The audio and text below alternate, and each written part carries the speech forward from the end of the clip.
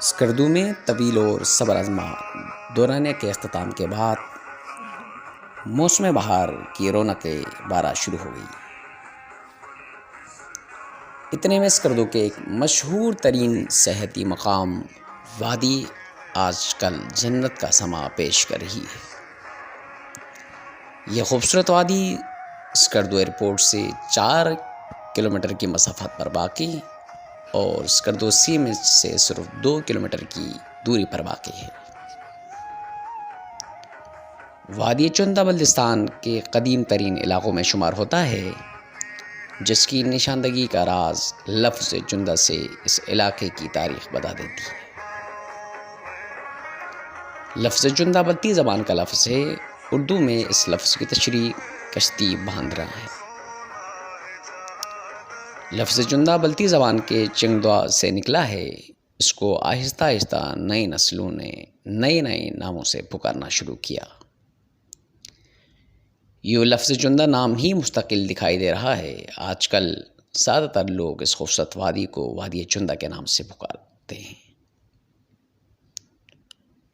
وادی چندہ آج سے تقریباً 1000 سال پہلے اسکردو کا واحد ذریعہ معاش زراعت کہا جاتا ہے، کیونکہ پرانے زمانے میں پورا اسکردو پانی میں ڈوبا ہوا تھا۔ صرف چندہ ویلی واحد علاقہ ہے جہاں سے کھرپچوں کے مقام پر جولائی، اگست اور ستمبر 3 ماہ کے دورانیہ میں گندم کاشت کیے جاتے تھے۔ یوں اس خوبصورت علاقے کا مختصر سی پہچان آپ تک پہنچایا گیا ہے۔ یہ جڑواں سیاحتی مقام وادی چندہ سطح زمین سے قدر بلند ہونے اور ہمالیہ کے برفیلے پہاڑوں کے دامن میں موجود ہونے کی وجہ سے قدرتی حسن اور رہنائی میں اپنی مثال آپ ہے۔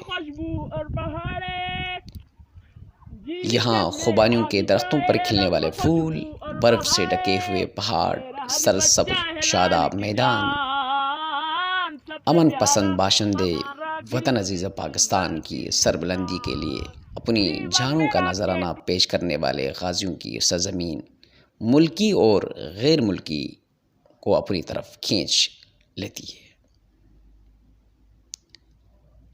اب ہم آپ کو اس علاقے کی خوبصورتی، پاکستان کے 2 ایسے مشہور ہیروز کے زبانی سنتے ہیں۔ آئیے، زنیر کومبو اور طاہر خان۔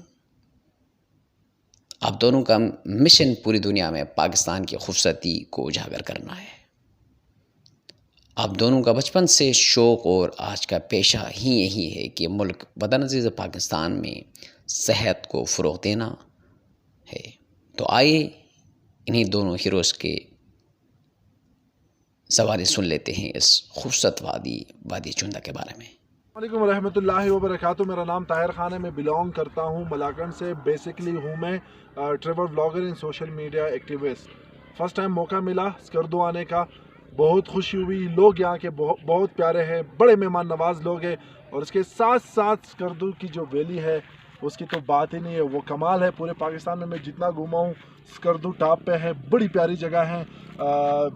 جی بی بول نیوز کا بھی شکریہ ادا کرتا ہوں کہ وہ ہمارے ساتھ یہاں پہ آئے، یہاں کی جو ہماری ایکٹیویٹیز تھی وہ آپ لوگوں تک پہنچایا۔ ان کو بھی سپورٹ کریں، سبسکرائب کریں، کیونکہ یہ لوگ جو ہے یہ وہ ہڈن ہیروز ہیں جو اسکرین پہ نہیں آتے لیکن پاکستان کی خوبصورتی پوری دنیا کو وہ دکھاتے ہیں۔ Thank you. طاہر بھائی نے جو کچھ بولا ہے میں اس کے ساتھ چھوٹا ایگری نہیں، اسٹرانگلی ایگری۔ ارے واہ! تو ڈیفینیٹلی یہ ڈیزرو کرتے ہیں۔ بیسیکلی لوگ یہ کام کر رہے ہیں اور اس کو کیچ ہم کر رہے ہیں۔ تو یار اتنی خوبصورت جگہوں پہ رہتے ہوئے جہاں سگنل پورے نہیں ہیں، وسائل پورے نہیں ہیں، اتنی جنت نظیر جگہ میں جہاں سے پورے پاکستان کو پانی جاتا ہے اور یہ خود لوگ اس پانی کے ساتھ بجلی نہیں بنا سکتے، بیچاروں کے پاس موبائل چارج کرنے کی بجلی نہیں ہوتی۔ تو میں یہی کہوں گا کہ یار آپ کی مہربانی ہمارے ساتھ تھوڑی سی زیادتی اور کر لیں۔ لیکن اور اسی کے ساتھ ساتھ میں ایک چیز اور بھی بتا دوں، میرے مونچھ داڑھی نہیں تھی جب کا میں اسکردو آ رہا ہوں، تو جتنی مرضی روٹی کھا لیں، یہ پیٹ یہاں سے اتنا بڑا کر لیں، یار آدھا گھنٹہ صرف سفر کریں نا، ساری روٹی ہضم ہو جاتی۔ ماشاءاللہ اتنے اچھے روڈ ہیں یہ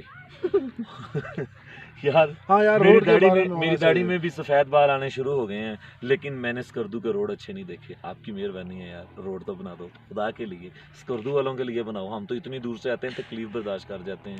جو 12 ماہ یہاں پہ رہتے ہیں ان کو ذلیل نہ کریں. Thank you.